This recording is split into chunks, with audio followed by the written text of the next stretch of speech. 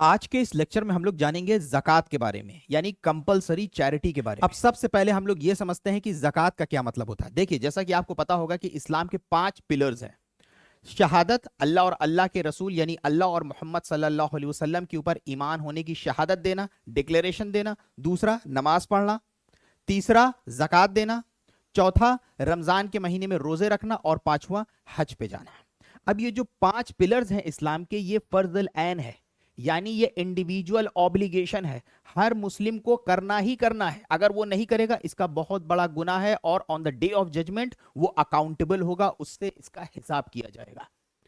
तो अब इन 5 पिलर्स में से एक पिलर क्या है? ज़कात का। ज़कात मतलब कि एनुअल ऑब्लिगेटरी चैरिटी। देखिए, ये जो वर्ड ज़कात है, अरबिक में इसका मतलब होता है ग्रोथ, ब्लेसिंग, प्यूरिफिकेशन, बरकत होना, बढ़ना या पाक होना। उसी तरीके से जिस तरीके से वजू करने से हमारी बॉडी पाक होती है, नमाज पढ़ने से हमारी सोल पाक होती है, उसी तरीके से ज़कात देने से हमारा माल पाक होता है। अब हम लोग ये समझते हैं कि ज़कात के दायरे के अंदर कौन कौन लोग आते हैं। देखिए, जैसा कि अभी हमने आपको बताया कि ये ज़कात जो है ये फर्जुल ऐन है। फर्जुल ऐन मतलब कि ये इंडिविजुअल ऑब्लिगेशन है। हमें अपनी ज़कात पे करना है, आपको अपनी ज़कात पे करना है। एक फैमिली में आपको अपनी ज़कात पे करना है, फादर को अपनी ज़कात पे करना है, मदर को अपनी ज़कात पे करना है। ये मतलब होता है फर्जुल ऐन का। जिस तरीके से आपके परिवार में सब लोग अलग अलग नमाज पढ़ते हैं, सब लोग अपने अपने रोजे रखते हैं, उसी तरीके से ज़कात भी जो है फर्जुल ऐन है। यानी नॉर्मल सर्कमस्टांसेस के अंदर हर इंसान अपना अपना फर्ज जो है वो अदा करता है। तो ये फर्जुल ऐन है। तो अगर ये फर्जुल ऐन है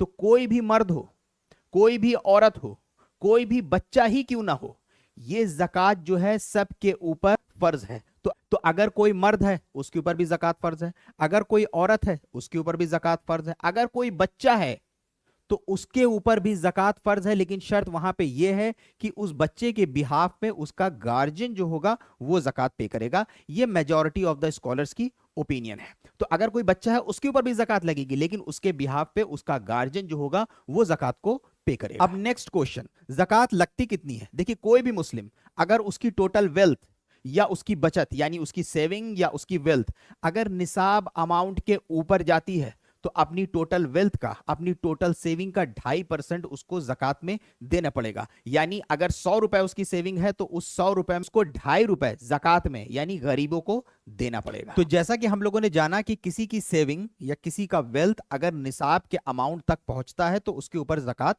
फर्ज हो जाती है। तो अब ये निसाब क्या है? देखिए, निसाब एक मिनिमम अमाउंट है।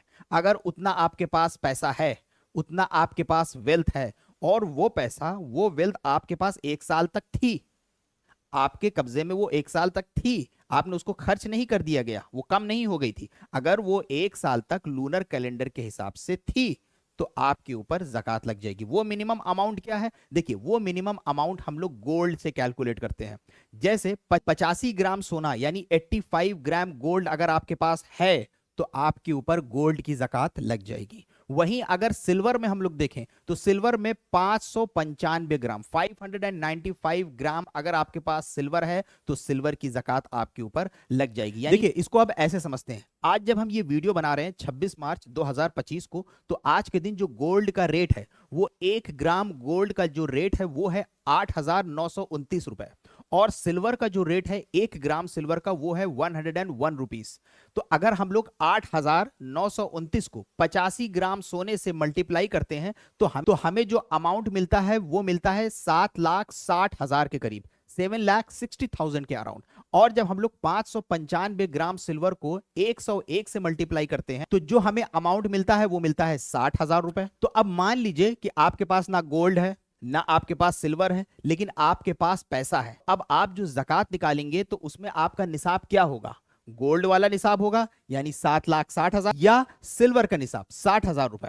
तो ज्यादातर स्कॉलर्स का यह कहना है कि जब कैश में हम लोग ज़कात का निसाब देखेंगे तो वो हम सिल्वर से देखेंगे। तो यानी अगर किसी के पास 60,000 या उससे ज्यादा की बचत है और वो बचत उसके पास 1 साल तक लूनर कैलेंडर के हिसाब से उसके पास थी तो उसके ऊपर ज़कात लग जाएगी। तो यानी अगर आपके पास 60,000 या उससे ज्यादा पैसा है तो आप ज़कात के दायरे के अंदर आ जाएंगे। अब एक और सवाल कि अगर मान लीजिए कि आपका कोई फ्लैट था, आपने उसको रेंट पे दे दिया, अब वहां से आपको इनकम जनरेट होने लग गई, तो क्या अब उसके ऊपर जकात लगेगी? देखिए, अगर आपका कोई फ्लैट है, कोई घर है जिससे कुछ इनकम जनरेट हो रही है, तो वहां पे जो जकात लगेगी वो उस इनकम के ऊपर लगेगी जो इनकम आप रिसीव कर रहे हो। लेकिन शर्त यह है कि वो इनकम जो है निसाब तक पहुंचनी चाहिए। अब आप कहोगे कि सर वो इनकम निसाब तक नहीं पहुंच रही है, वो तो हमें फॉर एग्जाम्पल महीने का 20,000 रुपए मिल रहा है, लेकिन वो निसाब तक नहीं पहुंच रही है, साल भर में उससे पैसा खर्च हो रहा है। तो ध्यान रखिएगा, आपकी जो सारी प्रॉपर्टीज होगी उनको कैलकुलेट किया जाएगा टोटल। जैसे फॉर एग्जाम्पल आपके पास 85 ग्राम सोना नहीं है, आपके पास 20 ग्राम सोना है, तो 20 ग्राम सोना, आपके पास सिर्फ 100 ग्राम चांदी है, 100 ग्राम चांदी, आपके पास बैंक अकाउंट में सिर्फ 3 लाख कैश पड़ा है, 3 लाख कैश। तो उस जगह पे सारी चीजों को कैलकुलेट करने के बाद देखा जाएगा कि निसाब तक पहुंच रहा है या नहीं पहुंच रहा है। तो जो अमाउंट होगा उसको इंडिविजुअली नहीं देखेंगे। कुछ लोगों को ये कंफ्यूजन है कि वो खाली सोचते हैं गोल्ड पे जकात लगती हो और गोल्ड को इंडिविजुअली देखते हैं कि गोल्ड हमारे पास कितना जकात लग रही है, नहीं लग रही है, कोई बात नहीं, ऐसा नहीं है।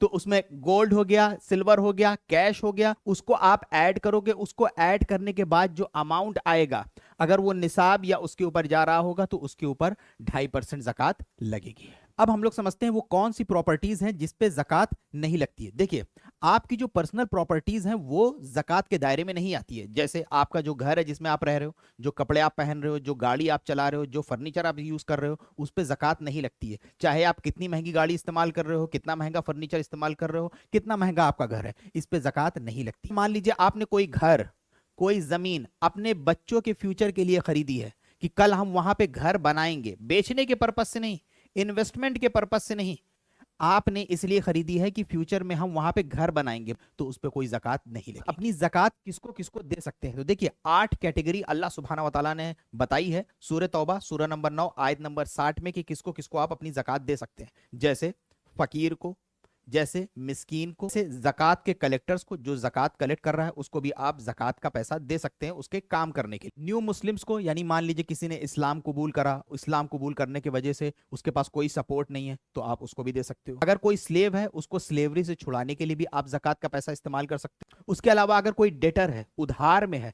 तो उसको भी आप जकात का पैसा दे सकते हो। उसके साथ साथ अल्लाह की राह पे अगर कोई काम कर रहा है, कोई दावत का काम कर रहा है, इस्लामिक एजुकेशन का काम कर रहा है, इस्लाम के सरबुलंदी के लिए काम कर रहा है, दीन के गालिब आने के लिए काम कर रहा है, उसको भी आप जकात का पैसा दे सकते हो। उसके अलावा 8वीं कैटेगरी, आप जकात का पैसा वेफेयर को भी दे सकते हो। कोई ऐसा मुसाफिर जो कहीं फंस गया है, पैसा नहीं है, आप उसको भी जकात का पैसा दे सकते हो।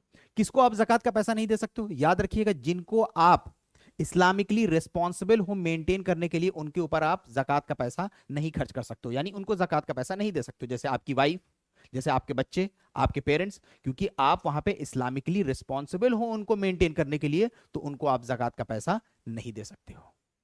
तो आई होप कि आपके काफी डाउट्स क्लियर हुए होंगे। आज के लेक्चर में बस इतना ही होंगे। वस्सलाम वालेकुम वरहमतुल्लाहि वबरकातुहू।